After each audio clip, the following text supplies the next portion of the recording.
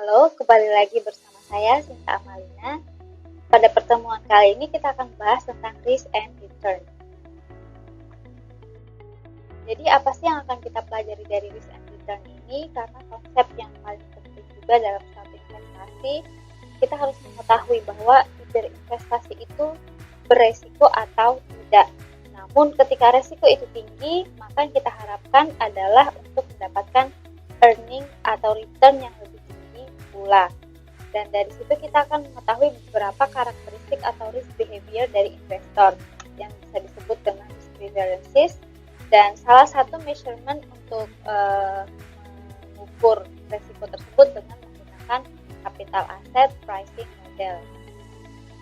Dan yang diharapkan adalah mahasiswa memahami risk and return fundamentals dan bagaimana cara menggunakan atau mengkalkulasikan dengan capital asset pricing model atau CAPM.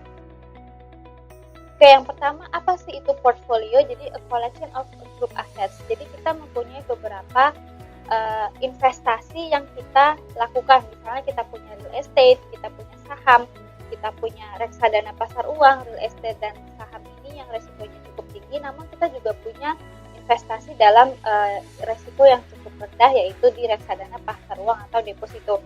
Nah, gabungan dari beberapa investasi ini yang disebut dengan portfolio. Nah, untuk investasi sendiri pasti akan ada resiko. Jadi resiko sendiri adalah sesuatu yang tidak dapat kita hitung atau uncertainty surrounding the return dari investasi yang akan kita dapatkan. Dan dari situ ketika ada risiko, apa sih return itu? Jadi dari resiko yang kita akan hadapi, tentu kita ingin mendapatkan return, yaitu total rate of return, the total gain or loss experience on an investment over a given period. Biasanya ditunjukkan dalam bentuk persentase. Jadi dari total rate of return sendiri terbagi menjadi dua, yaitu realized return dan expected return. Realized return adalah return yang pasti akan kita dapatkan, sedangkan expected return, ekspektasi kita dari investasi tersebut berapa persen sih kira-kira dari total return yang kita dapatkan. Nah, ini adalah karakter dari dari investor.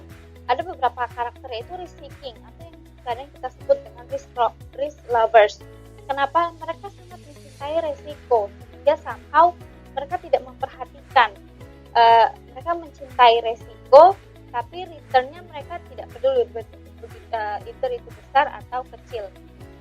Jadi investor prefer investment with greater risk, perhaps even if they have a lower expected returns. Kemudian risk neutral, yaitu the attitude toward risk in which investor choose the investment with higher expected return. Ini kebalikan dari risk seeking. Kalau risk seeking mereka mencintai resiko, kalau risk neutral mereka mencintai high expected return instead of the resiko. Kemudian risk averse, ini yang biasanya sifat investor pada umumnya. Ketika mereka investasi pada investasi yang cukup beresiko atau high risk, mereka pasti mendapatkan expected return yang tinggi pula. Expected return ini adalah bentuk kompensasi yang akan mereka terima dari bearing of the resiko tadi, bearing of the risk tadi. Kemudian salah satu cara untuk mengukur resiko adalah menggunakan risk and return menggunakan CAPM, capital asset pricing model. Di sini ada total resiko, yaitu the combination of a securities non-diversifiable risk and diversifiable risk. Apa sih non-diversifiable dan diversifiable? Diversifiable adalah unsystematic risk atau the portion of an asset that is attributable to firm specific or random causes. Nah, firm specific atau random causes ini bisa dieliminasi untuk menghitung resikonya. Misalnya ada lawsuit atau ada masalah internal dalam perusahaannya yang resiko ini bisa di-exclude dulu untuk menghitung risknya tadi. Itu yang disebut dengan unsystematic risk. Sedangkan non-diversifiable risk adalah resiko yang tidak bisa di-exclude atau resiko ini pasti akan ada. Contohnya inflasi, political in terms of dalam negara itu sendiri ataupun secara global. Itu yang disebut dengan systematic Kita bisa lihat grafiknya di sini. Di atas ini adalah diversifiable risk dan non-diversifiable, sehingga dari sini ke sini adalah total resikonya. Nah, bagaimana sih cara kita menghitung KAPAM? Yaitu expected returns yang ini equals to risk-free rate. Risk-free rate adalah dari semua investasi yang kita lakukan, investasi mana yang mempunyai resiko, bebas resiko.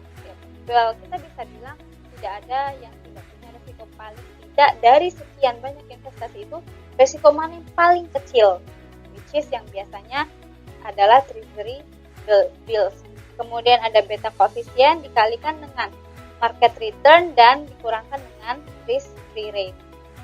Contoh seperti tadi yang saya jelaskan, yang bebas resiko. Contohnya di sini diketahui kita ingin mengetahui required return-nya dari aset Z dengan beta 1,5. Jadi di sini kita gantikan dengan 1,5. Risk free rate of return adalah 2, sehingga di sini kita gantikan dengan 2. Expected return on the market portfolio of asset adalah 6. Di sini RM-nya tadi juga, kemudian kita kurangkan lagi dengan risk free rate, sehingga kita dapatkan expected return-nya mendapatkan sebesar 8% untuk penghitungan KAPAM-nya tadi. Nah, sekarang kita ke contoh soal. Nomor 1, 2, 3, kira-kira jawabannya apa ya? Higher risk will earn lower return. Salah dong, karena higher risk akan mendapatkan high return. Collection group of asset non-portfolio is correct. Kemudian risk which is free from risk, it is correct. Kita bisa lihat jawabannya di sini. Oke, ini sekian dari saya, bisa dilihat di chapter ini, chapter 8. Kita bertemu lagi.